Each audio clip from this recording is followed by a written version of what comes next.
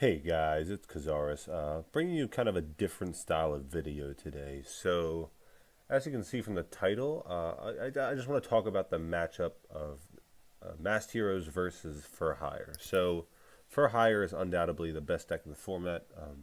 The monster lineup is just insane, but they also have access to True Nade and Treacherous and Econ, whereas Heroes only do not have access to Econ. So, for hires are already stronger than heroes, but they also have access to econ take, which just makes them insane. So in the X Hunters Takeout tournament, they were calling it a Takeout tournament because you don't have to sit down and play a round for hours. You can just like play your match over like the course of 2 days, and like the rounds would progress slowly. So over the past week and a half, I've been playing rounds, and currently I'm in the finals, waiting to play my round. But I just played my top 8 match against Ankara. He is the Duel Links Pro Tournament head organizer. He runs that. He topped a few KC Cups here or there. He's a very good player. And then my top 4, I beat him 2-1. He was playing for hire. And then KC Full, the anytime champion in the Duel Links Meta Discord. He's won a ton of 3-round tournaments. He's won. I don't know. He's played an insane amount of them. Very good player as well. I beat him 2-1 as well. And both of the losses were to True Nade blowouts. So like I went first both times, and then they had True Nade, and I just lost. So I want to explain the matchup a bit. Here's the deck. I made this kind of hastily 2 weeks ago when I submitted it. I just wanted coverage against everything. So Chalice or Cyclone for Amazon, Cyclone and Super Rush for Amazoness, because that's the worst matchup for the deck, and then Chalice for coverage against for hire. Treacherous is just a catch-all kind of thing. And for hire, or not for hire, Super Rush can be good against for hire too. It's not great because there are a bunch of different types, but normally Earth is the one you want to be calling, so that Dinah can't clear anything. But yeah, here's a list. I sided a third Cyclone. We got a 7-card side this time, so I sided a third Cyclone, 3 Canadia, and 3 Needle Sealing. I'm not too happy about the Needle Sealing. I haven't put them in yet, or I put them in once and it didn't work. So that was just kind of like a off the cuff side kind of theory thing, but it didn't work. So I just want to show you some replays here. I'm using trackpad down on my mouse. I don't know where it went. So this match is against Ankara. I only recorded 1 of 3 because the first one was a True Nade loss, like I said, it was just a blowout. And the second one, or the third game, was just an OTK on my end. He opened Beat Wiz, and I had Vion with access to Poly and Trinity Crush and double mass change, so there was no way I was losing that game. So I just blew him out of the water. So yeah, that was that. And then this is game 2 here. So it was a bit longer. It was a bit more drawn out. I just want to explain some of the couple paths I could have taken. So this is good. Open well. Duel Darks, Celestial, set Canadian, set mass change. So I can stop his next turn, and then I have a follow-up mass change play on my turn. So he starts with Warrior Elimination, though. That's the bad thing. So this is game 2, so sides have already come in, so I already have my Canadian here, and he already has his Warrior Elimination. So I don't chain Mass Change to Warrior Elimination because it does not target. So if I chain Mass Change and summon Anki, the Anki dies regardless. So I'm going to save the Mass Change because I already have a Celestial draw for the next turn. So he summons Beat a Canadian, he passes turn. I draw Drill Dark, thankfully. But it didn't really matter what I drew because I had Celestial draw. So I just didn't want to draw... honestly, there wasn't anything I didn't want to draw because I already had the Mass Change access and I had Celestial draw. However, since I drew the Drill Dark, I wanted something to kill him this turn because I had Piercing for 1100 over Beat and I had 2800 with Anki. So that's 3900. Literally anything else would have been game. If I had access to a Malicious Discard, or if I had access to one of my other Mass Changes, or if I had access to Chalice would have been game. So I had 2 Chalice in here, 2 Mass Change. Any way to get out another monster would have been game, or just any way, honestly, any way to stop him from getting me next turns, like another Canadia or a Chalice here. Chalice would have been game, but like another Canadia or a Treacherous or something to stop him on his next turn would have been great. But I draw Vion and Dreamer after I already summoned. So these are worthless draws, no use to me. So I can't kill him this turn, so I save the Mass Change. Because against For Hire, you have to anticipate that they always have the recon. So I want to save the Mass Change for their they always assume they have the Dampa. So I save the Mass Change for their Dampa play, just to chain it so that I can get out Anki.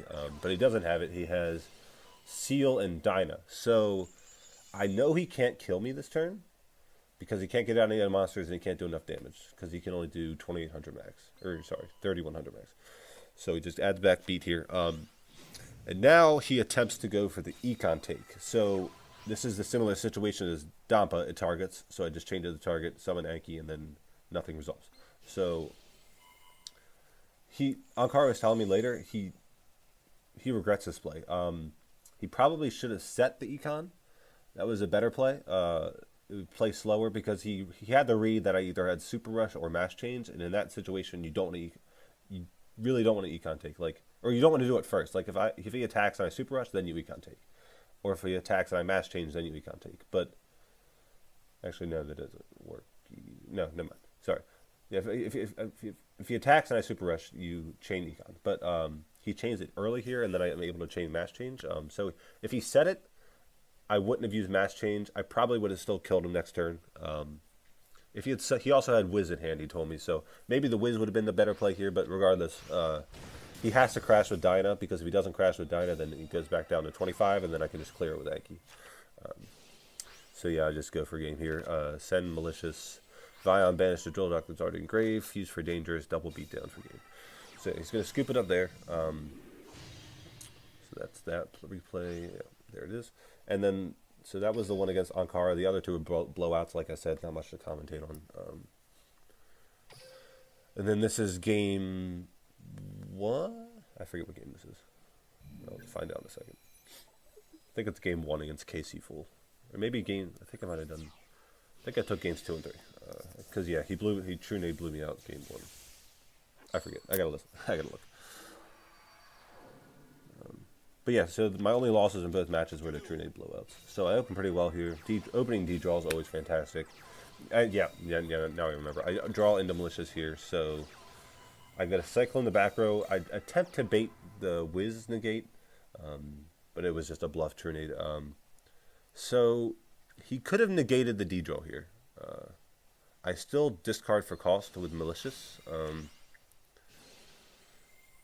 Yeah, I discard for cost and Malicious, so I still would have had a Malicious summon, which wouldn't have been terrible. But now I have Vion, so I try to bait the Trinity Crush with Super Rush, but he doesn't fall for it. So now I just clear his Wiz with Super Rush. So that was fine. That was a fine trade.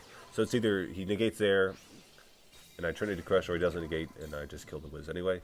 So he's gonna beat down. He doesn't have that great of a hand. He has Mayhem, which just gets a Wiz back, which is cool. I'm gonna mass change here. I don't know. Oh yeah, it died. He couldn't negate it. He didn't have a monster in him.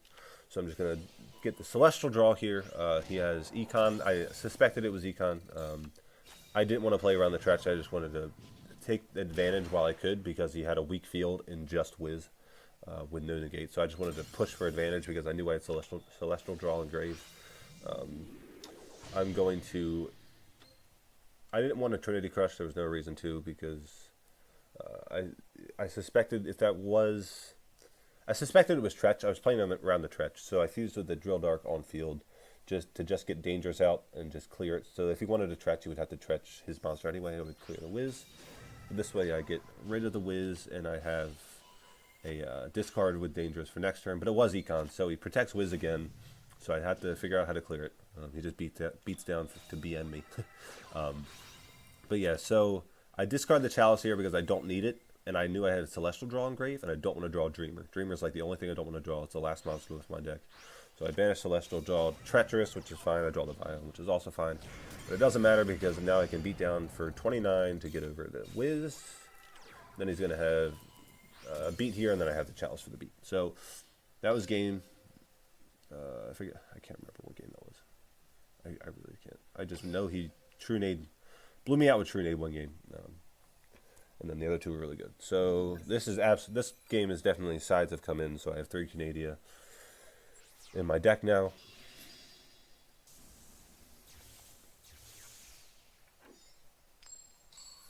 I'm going second, which is always a blessing. It's just a coin flip meta, unfortunately. Whoever goes second and opens well just destroys the other player. So, all right, this is a funny game. So I opened double Chalice here. So I Drill Dark into Celestial. Always Drill Dark into Celestial, because if they clear both, then you get Celestial and Grave. So he has Widespread Ruin here. So when there's a tie, you get to choose. And obviously he would not choose Celestial, so he chooses the Drill Dark. That's the correct play. And he has Seal here with no monsters. So he summoned the Seal to try and bait a Canadian or something, because you always Canadian on summon. Because if you wait for the effect, then Canadian flip them face down and they still summon the monster anyway. But, so yeah, he attempts to bait the Canadian here. That was a smart play on his part. That was like the best chance he had. So I attack. So I'm guarantee you he has an econ face down here, but he's not going to use it because he doesn't think this is game. So I revealed the first chalice already. So I'm attacking with Drill Dark here, and I go into damage step. Once it gets to damage step, I know I have game because there's no spell or trap in the for higher deck that activates the damage step. So I would attack for 16, then play the 400 boost for exact lethal. So that was a funny situation. Not too optimal hands on both players' parts. Like, I didn't have access to any fusion, and he didn't have access to any big for higher monster. But yeah, that's the matchup, guys. Things I would change in the future.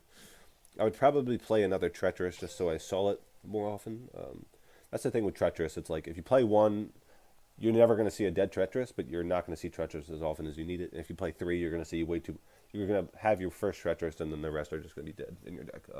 So I think 2 is the correct number. I don't know if I'd play Super Rush going forward.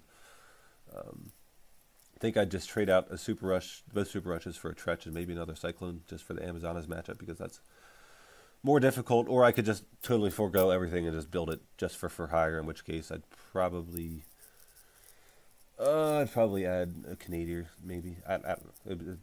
A lot to consider. But yet, those are the replays against some very competent players, not like the ladder that I've been showing recently. So hope you guys enjoyed. And